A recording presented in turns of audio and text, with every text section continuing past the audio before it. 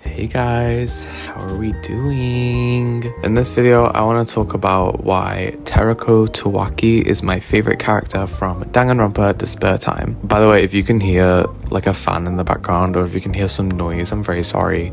It's very warm in the UK right now. It's like 32 degrees, so sorry. Before I start talking about Teruko specifically, I just want to urge anyone who hasn't watched Danganronpa Despair Time to go and watch it. It's a fangan series you can watch freely on YouTube, and it currently has a prologue and 2 chapters available. The series isn't cancelled, but the creator went on a hiatus briefly after releasing chapter 2, so there's been quite a wait for chapter 3. Okay, now I've got that out there, let me get to the point of the video. Oh yeah, there's gonna be spoilers in this, by the way, like there usually is, so if you haven't watched it, you should probably click off right now. So, first, let me read Teruko's official description from the Despair Time wiki, which is the protagonist. Despite having the ultimate title of lucky student, it seems like the only luck Teruko has is bad luck. Gag. Accidents and misfortunes constantly plague Teruko and those around her. Despite this, she remains courageous and confident in her own abilities. Teruko has a natural inclination to be a bit distrustful of her peers. I want to focus on the second sentence here. Despite having the ultimate title of lucky student, it seems like the only luck Teruko has is bad luck. Teruko's ultimate talent alone isn't a new concept that's never been done before. In fact, it does belong to 2 students from the official Danganronpa series, Makoto Naegi and Nagito Komaeda. There's also a student from the fangan Danganronpa Another, which you might have heard of, Yuki Maeda, who is known as the Super High School level luck. Super High School level is like the equivalent of an ultimate in that universe. However, Teruko's ultimate talent actually causes her life to get worse as she faces bad luck every day of her life, whether it be getting a paper cut, getting kicked out of school, or getting hit by a car. Teruko has gone through the ringer due to her talent. Teruko sees this as fate, and because of this, she keeps herself quite guarded and doesn't like to open up to people as she believes things just won't work out and she'll end up hurting those close to her or being hurt by them first. However, we can see Teruko question herself about this slightly at the very end of chapter 2 when she talks to the bashed-in version of Mono TV and asks if it's her fault that Min, Xander, Are, Ace, and potentially Levi have died.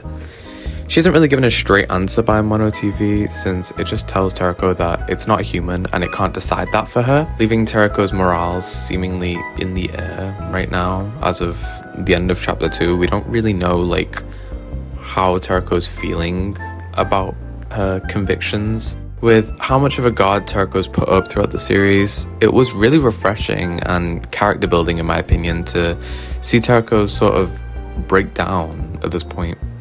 Obviously, I love Teruko and I want the best for her, like I don't like seeing her crying, but it makes her all the more dimensional as a character. Speaking of Teruko being guarded throughout the series, I want to speak about the personality shift she had from chapter 1 to chapter 2. In the prologue and first half of chapter 1, Teruko seems to be quite open to socializing with the others and appearing somewhat genuine and approachable. She seems to let go of the idea in her head that everyone is out to get her until, of course, what happens with Xander. Once Xander attacks her, this must be the moment where everything changes in her head. The cogs start turning and shit, like the wheels in her head. It is cogs, I think. And she goes back into survival mode. We can even see this realization when she tells Xander that his plan isn't gonna work, because even though she has this terrible luck, at the end of the day, she is the ultimate lucky student and she knows that she can't die. Because of the circumstances surrounding how Xander was killed, the other students point the finger right at Teruko, as she seems to be the most suspicious. And of course, Teruko knows she didn't kill Xander, so she has to literally fight for her life in the trial to not only save herself, but all the other students who are suspecting her of murder. I can't even imagine how level-headed you would have to be in that situation to not have like a mental breakdown. And this probably caused her to build up even more resentment for the other students the longer the trial went on. After the trial, we can see Min begging for her life and begging not to be executed, and we see how much she regrets what she did. And then we see her hug Teruko tightly and beg for her forgiveness. Teruko Teruko does not like this. After all, she just had to convince everyone that she wasn't a murderer and it was in fact Min who was. This is part of the reason why she starts telling Min that she deserves to die for what she did and that she can't save her from it, and she demands Min lets go of her. However, this only makes Min hug her tighter, which is when we see Teruko start to lose her composure slightly until she's basically begging Min to let go of her before she starts to get attached again. This scene really emphasizes how closed off Teruko forces herself to be from the rest of the students, as, like I said before with her views on fate, she thinks that if she gets close at all to anyone else, she'll only be crushed when things don't work out for her. I think this is part of the reason I love Teruko so much, because I love when you can see a tough character that doesn't let anyone in finally let their guard down a bit, whether they want to or not. We then see Teruko double down on her views at the end of chapter 1, solidifying to herself and the others that she doesn't want to get involved with anyone else ever again, and storms the fuck out of the trial room.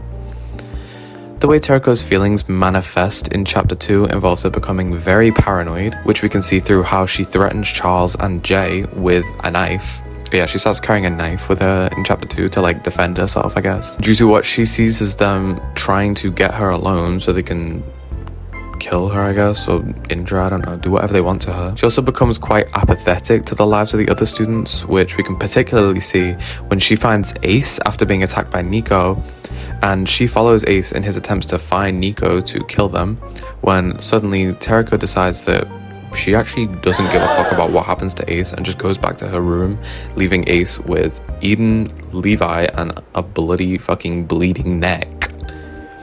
Speaking of Eden, I want to make a section dedicated specifically to Teruko and Eden's relationship, because I think Teruko and Eden are my favorite pairing of characters in the entire series, except for maybe Charles and Wit, but this isn't about them. One of my favorite sections of the entire series is in chapter 2, when Eden is trying to convince Teruko to do an activity with her so that they can bond and like be friends, just like the old times in chapter 1 with Min and Rose. Teruko is reluctant, and she tells Eden that just because they're going to do some arts and crafts together doesn't mean they're going to become close and be friends. She even goes as far as to tell Eden that she's naive for trying to be so kind in the situation they're in. She expects Eden to assumingly be hurt by this, and maybe she is, I don't know, we can't really tell because of how Eden takes it, but Eden doubles down and tells Teruko that she's wrong, and that her kindness to the others isn't because she's unaware or she's weak, but because she still chooses to be kind despite everything that could happen, and because it's only human to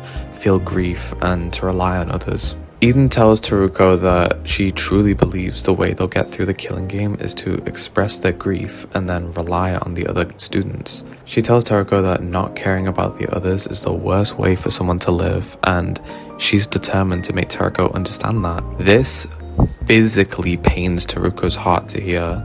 However, she tries to push it down and blame it on like her injury playing up because she'd been stabbed in chapter 1. This scene genuinely nearly made me cry, because Eden's speech is not only kind of a shift for her character, because she grows a pair and she tells Teruko how it is, but what she says is so sweet and honest and brave that even Teruko's kind of gagged by it. Another one of my favorite scenes with these two is in the chapter 2 trial, when Eden is being suspected of killing Are, and she basically pleads with Teruko to believe her when she says she didn't kill Are. Eden is crying and begging Teruko that since they're friends, Teruko should save her.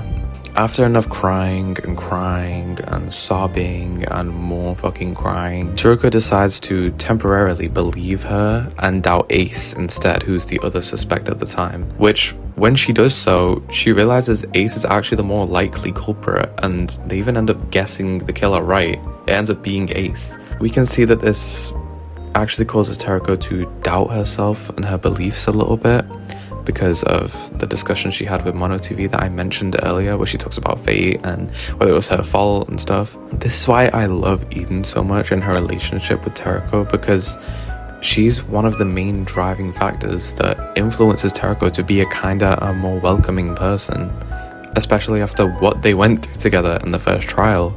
I love them so much. What's their ship name? Like Teriden? Iduko? Echo? I don't know. Anyway, that's kind of all the reasons I have for why I love Teruko and why she's my favorite. I just love her so much. I love watching her kind of shift from being this tough, big bollocks character to starting to hopefully trust the other students more in chapter 3. I don't know when the hell chapter 3 is coming out, but I'm so excited to see what they do with Teruko's character in that chapter. So yeah, that's my thoughts. I know this is kind of a shorter video compared to my last one, but I just really wanted to make this video because I just love Teruko and I love Despair Time. I think Despair Time is probably my favorite fangan out of all the fangans out right now. I think it's so great, it's so well written. And yeah, so thank you for watching this video. Please like and subscribe and do all that stuff. I didn't say that in my other video. Speaking of my other video, my video has 120 views right now.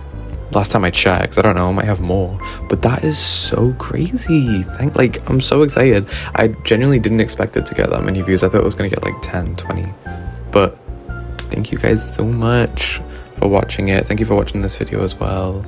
Love you guys. And yeah, that's all I have to say, I think. Bye.